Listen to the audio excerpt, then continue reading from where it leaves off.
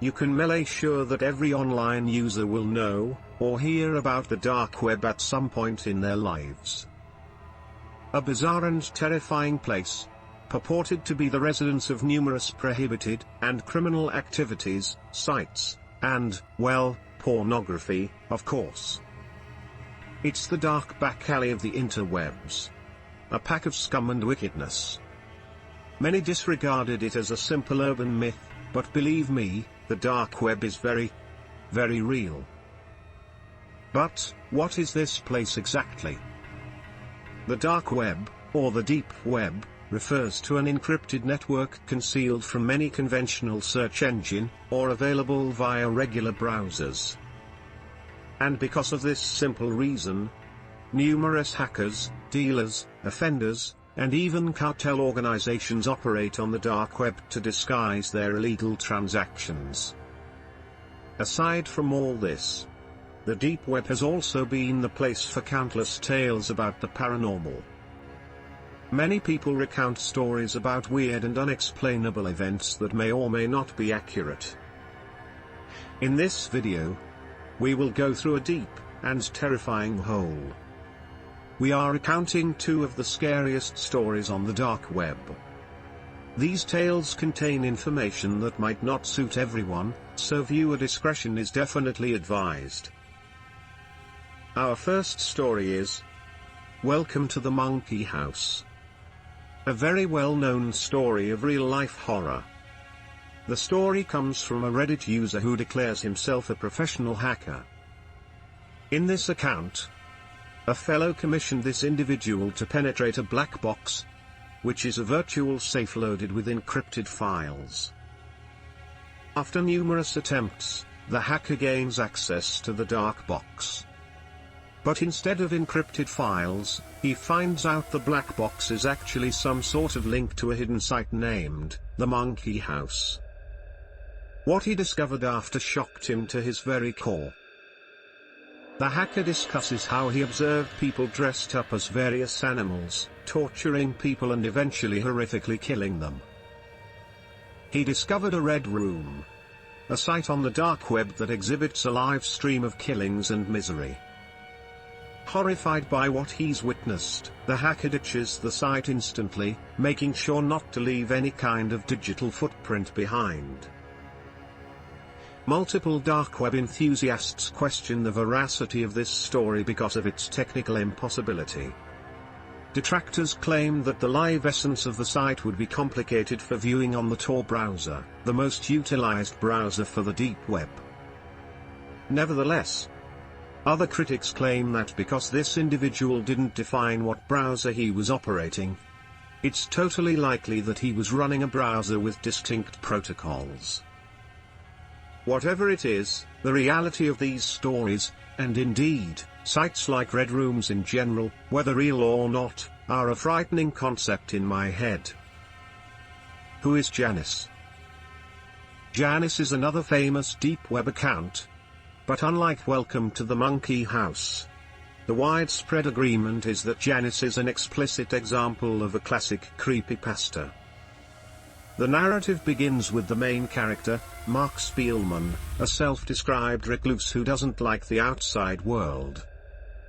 Instead of going out and socialize, Mark spent his days online. He taught himself how to code, network encryption, and other activities online. Having these skills paid off when the local police were looking for IT experts for a case, which Mark certainly was. Mark was assigned the ungrateful and unsettling job of infiltrating sites that hosted all kinds of sick pornography. Hunting down the users by tracking down the IPs, then transferring the data to officers who can then arrest these psychopaths. On one specific site, Mark discovered something a little bizarre. After tracking down and capturing the data of a site on the dark web called sweet15.com, Mark examined the files one by one. After that, he entered a file called Kathy JPG. It was a photo of a young lady with long hair and pale skin. She looked about 15, standing in a dark lit space with a shy smile on her face. After considering that the image wasn't breaking any laws, Mark closed it, but then noticed that the name of the file had suddenly switched to Janice. JPG. Mark thought it was weird but didn't consider much of it. He unlocked a dozen more files, all beginning with a different name but reverted to Janice. JPG, after closing. Finding this peculiar, Mark conferred with his other IT counterparts, but they couldn't see an answer. Mark chose to take the files to his house to study them more extensively. But that's when shit started to get even creepier. Once at home, and having access to the files on his computer, he tapped on a file called True Janice. JPG, but before it started loading, the computer suddenly crashed. After attempting a hard reset, he was shocked to discover thousands of copies of Janice. JPG stored on his home page. Feeling a combination of worry, anxiety, and curiosity, Mark decided to unlock the files. Each one was an image, and it looked like a video frame. Mark organized the pictures into a slideshow, and what he noticed was a clip of a young female being slowly killed by a guy in medical clothes. Employing other medical equipment, the male gradually and vividly started slicing her up. Mark couldn't stop watching as Janice's look warped into a noiseless scream. It was sickening to witness. The last picture, nevertheless, was different. While unlocking the last file, Mark saw a clear image with large, bold, black letters questioning, "Who is Janice?" Days later, the authorities released a report about their bust of Sweet15.com. When pushed further, the police officers acknowledged the IT specialist gathering data for the sting. The specialist was Mark Spielman, and he had been missing since the investigation began. A video clip in Mark Spielman's hard drive was discovered, but the authorities declined to reveal the scope of its contents, and was then deleted. A new investigation started to find out the whereabouts of Mark Spielman. The widespread agreement is that Who is Janice is a good bit of creepypasta. Others believe that the op of the account was Mark Spielman all along. The missing case has since been concluded due to a lack of information.